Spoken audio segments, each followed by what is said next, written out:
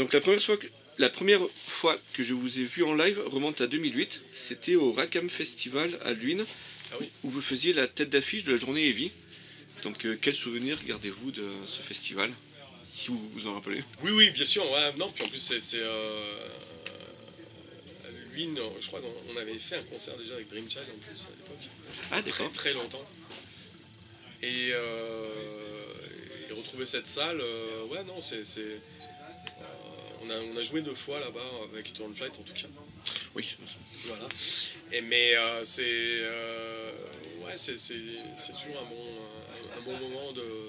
Hélas, qui ne peut pas se renouveler parce que je crois que la salle a fermé. Oui, c'est ça, depuis 2016-2017. Ouais, pas si longtemps que ça, je crois. Je crois qu'ils ont fait ils ont ouvert une boîte de jazz à la place. Ah, d'accord. Mais je crois que ça a fermé aussi. Je sais pas où ils en sont actuellement encore.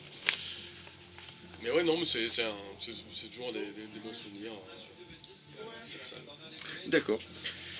Donc 2011 marque la sortie de votre 3e album, Diminished Reality Elegies and Mysteries, où apparaissent quelques guests renommés dont vous nous aviez parlé. Ouais. Donc Chris Caffrey de Savatage, Mark McGee de Vicious Rumors, et surtout Riccardo Confessori de Angra, qui a enregistré toutes les batteries de l'album. Donc du coup, un mot sur ses participations. Bon, en fait, ce qui s'est passé, c'est que justement, quand il y a eu ce changement de line-up, je m'étais dit... peut-être essayer d'amener les choses différemment, de travailler différemment,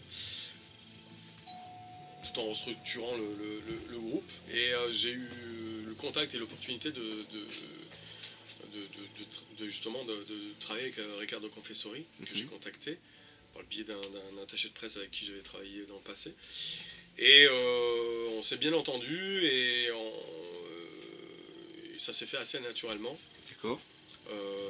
Bon, ce qui est un petit peu dommage, c'est qu'il devait venir enregistrer dans mon studio, mais ça n'a pas pu se faire parce que en fait, ça devait se faire après une tournée d'Angra qui a été annulée. Il devait faire une tournée européenne et finalement ça a été annulé. Donc je lui ai envoyé les bandes, toutes les démos, les parties de guitare avec des clics, etc. Et il l'a enregistré dans un studio au Brésil. D'accord. Et donc il y avait des choses qu'il a respectées, d'autres qui voilà, on sent sa patte, hein, de toute façon. Je pense qu'il peut se permettre. Voilà. Et c'était un moment assez magique, quoi, parce que bon voilà, Riccardo fait partie d'Angra qui fait partie des meubles du power metal, du metal mélodique, hein, quand même. Et puis avoir son toucher, son jeu sur l'album, ça a amené vraiment quelque chose. Et je vous remercie d'avoir accepté en tout cas. D'accord. Cette session. Et du coup, donc au niveau des guitaristes, ça s'est fait par fichier interposé aussi, ou vous avez pu les faire venir Non, pareil, ils ont tout enregistré dans leur home studio ou des studios et fait parvenir ensuite les bandes. Donc à l'époque, j'avais aussi un guitariste qui s'appelait Julien Bouvier qui avait fait la plupart des guitares. D'accord. Et des solos aussi. Hein, et ensuite, en guest, on avait donc tous ces guitaristes-là. D'accord. Donc la deuxième fois que je vous ai vu, donc on en a parlé tout à l'heure, c'était sur la tournée pour cet album, donc à Luynes en 2013. Ouais. Et vous ouvriez pour Nightmare et le Circle to Circle de Zach Stevens, de Savatage, ex-Savatage également. Ouais. Et du coup, voilà, quel souvenir gardez-vous de ces dates, même si on en a déjà un petit peu parlé? De la date de Luynes particulièrement ou celle-là ou l'ensemble, comme vous voulez. En fait, c'est quelque chose d'assez emblématique pour moi. Enfin, déjà le fait de tourner avec également Nightmare, qui est de Grenoble justement, oui. Je suis originaire. C'est Nightmare est une des raisons pour lesquelles j'ai aussi fait de la musique après, quoi. C'est vrai que quand tu vois un groupe de ta ville qui sort des albums, qui fait des choses, et qui commence c'est une sorte d'exemple, quoi. Et donc ça te donne cette envie de reproduire. Puis après, voilà, je me rappelle avec Yves, le bassiste, qui est seulement d'origine maintenant, on s'est pris dans les bras pour... à la fin de la tournée, on a dit on l'a fait parce qu'on se connaît depuis 86, quoi. D'accord. Oui. Donc voilà. Et donc voilà, c'est un des souvenirs pour moi marquants de cette tournée. Et puis aussi le fait de tourner avec Circle to Circle et un chanteur comme Zach Stevens qui m'a aussi influencé et qui a fait partie de Savatage, qui est un groupe que j'apprécie énormément, qui m'a influencé aussi dans l'écriture et pour certaines choses, quoi. C'est vrai que t'es fier, quoi, quand même. Et puis j'avais jamais été en tournée pendant 3 semaines, donc tu apprends beaucoup sur toi, beaucoup sur les gens, puis comment gérer la fatigue, les concerts, comment avancer. Et c'est vrai que c'est quand même assez c'est une super école de faire ça, quoi. C'est exténuant. D'accord. Mais enfin, quand tu en fais une pour la première fois, que tu connais pas exactement toutes les manières, parce que bon, j'ai fait beaucoup de concerts avant, mais jamais sur 3 semaines à la suite, quoi, avec très peu de jours day off. Je crois qu'on en a eu 2 ou 3, quoi, donc ça a été assez intense, quoi. D'accord. Mais ouais, c'est quand même pouvoir tourner, être dans un tourbus et puis visiter autant de pays, se faire connaître dans d'autres pays, c'est toujours une très bonne chose. Et puis revenir à Luynes en plus. Ouais. Et pour en revenir à cette salle, ouais, c'était cool. C'était cool. Et vous vous rappelez ce que vous avez fait comme pays pendant cette tournée, du coup? Comme pays, quel pays est-ce que... Ah oui, bah, on a commencé par l'Allemagne, on a fait la Hongrie, la Tchéquie, la Hollande, la Belgique, l'Espagne, la Suisse, bien sûr la France. Donc voilà, c'était les pays qu'on a visités sur ces 3 semaines. D'accord. Et la Tchéquie aussi, je sais pas si je l'ai cité. Non, je crois pas. J'ai dit Hongrie, mais pas Tchéquie, mais Tchéquie aussi, ouais. Ok, donc vous sortez donc Rétro Futur en 2017 donc avec le nouveau line-up, après une attente de 6 ans. Alors pourquoi si long délai? C'est par rapport au changement de musicien Ouais, oui.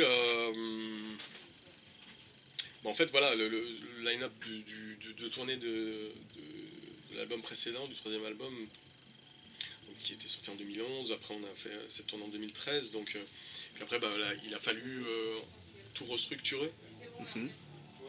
Et trouver de nouveaux musiciens. Donc le line-up c'est arrêté d'un coup en fait après la tournée, c'est ça ou... En gros, ouais. D'accord. Ouais. Et enfin pas forcément tout de suite, mais dans les 6 mois en fait ça s'est morcelé, on dirait. Et donc bah oui, il a fallu que je prenne mon temps pour choisir les bons musiciens, les bonnes personnes cette fois-ci. Et puis j'ai voulu aussi souffler, quoi. Souffler parce que bah, voilà, c'est vrai que quand tu fais des efforts, que tu payes toute une tournée et que tu as un line-up qui aurait pu enregistrer un autre album et enfoncer le clou et que ça se fait pas, tu as besoin de prendre un petit peu de recul aussi. Ça doit être un peu frustrant, j'imagine. Oui, tout à fait, ouais.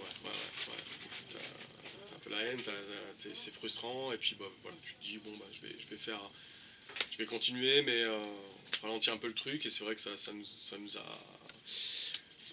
ça pénalisé en termes de nombre d'années. Et puis en plus c'est vrai que je dirais en France le souci aussi c'est surtout en plus les dernières années c'est de trouver des labels, des managers qui s'occupent de toi. En France il y en a très peu dans le métal, et en plus dans le heavy metal mélodique c'est encore pire. Donc tu dois faire beaucoup de choses par toi-même, donc c'est toujours très compliqué, quoi. D'accord. Donc ça prend du temps. Donc je dirais que voilà, il y a eu ce changement de line-up, le temps de trouver des musiciens, le temps de souffler, de rétablir des basses scènes, et puis de réenregistrer les choses, et puis de composer, et puis voilà, ça met du temps aussi, quoi. D'accord. Donc j'ai pu vous voir aussi en solo en septembre 2018 pour une soirée acoustique à Grenoble où vous ouvriez pour Kip Winger et Maggie Luiten. Donc pareil, un souvenir de cette soirée. En fait oui, c'est surtout pour un autre projet qui s'appelle Heart of Isolation, qui est un groupe de compo, enfin qui est un projet de compo que j'ai, mais qui est complètement différent de Eternal Flight, justement. C'est pour ça que c'est un projet annexe. C'est plus ou moins acoustique. Enfin, au départ, c'est très basé sur l'acoustique, mais là, il y a pas mal de nouveaux compos. Ça mélange le prog, le folk rock, le rock mélodique, des trucs comme ça. Et pour cette soirée, justement, j'ai eu l'opportunité de lancer ça. En première partie de Kiplinger, on m'a annoncé au milieu de l'été, en fait. D'accord. Que je pouvais faire la première partie de Kiplinger et de Maggie Lutten et Christophe Gaudin. Ça a dû être une bonne surprise, j'imagine. Ah ouais, enfin moi je suis en plus Kiplinger, je suis fan. D'accord. Je suis un gros fan. Et ça peut être aussi une influence sur certains morceaux de Art of Isolation. Et ça m'a mis le pied à l'étrier pour commencer pour finaliser pas mal de titres que j'avais qui pouvaient pas rentrer trop dans le concept dans le style de Eternal Flight aussi.